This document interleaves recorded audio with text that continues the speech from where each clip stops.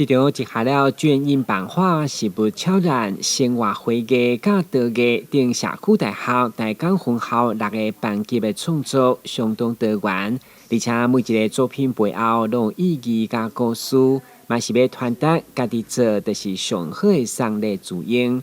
其中今年已经84岁林兴国，就已经学15档，愈学愈健康活力，敢若小学生。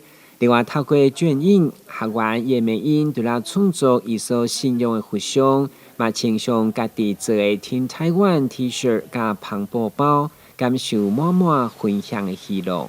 刚好在学卷印，那我就把这个板子给做出来。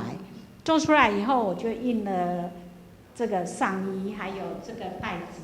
那我的朋友还有亲戚都很喜欢，所以呢，我就帮了100多个朋友亲戚印了一些就是有纪念性的东西，也省了一笔钱。迄个感受吼，你会嘛袂去感觉讲你已经真济岁啊，你已经老啊，都无迄种想法啦。敢若像小学生一直咧成长呢。每一个用来装饰的作品，若是路边无碍实物精致，迄个是要单调的电风挂，运用实物超然以后包装起来，就不只是美感，更活出环保理性。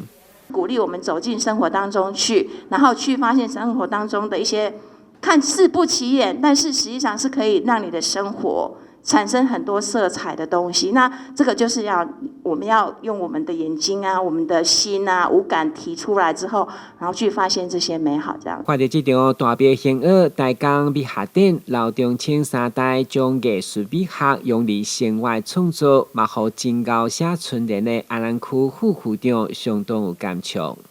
从创作过程出来，去学到一个艺术美感。公务人员有所谓的第6项的修炼，就是审美观念。为中社区大学大港分校嘛发表记录大港文化节庆甲生活地景的大表现学年历，邀请大家1月19号来中江庙口参观学习，都有机会得到限量版本。这份年历是以咱大港16条所有新民咱在地文化节庆。这是农历的年历，我们都写在下面。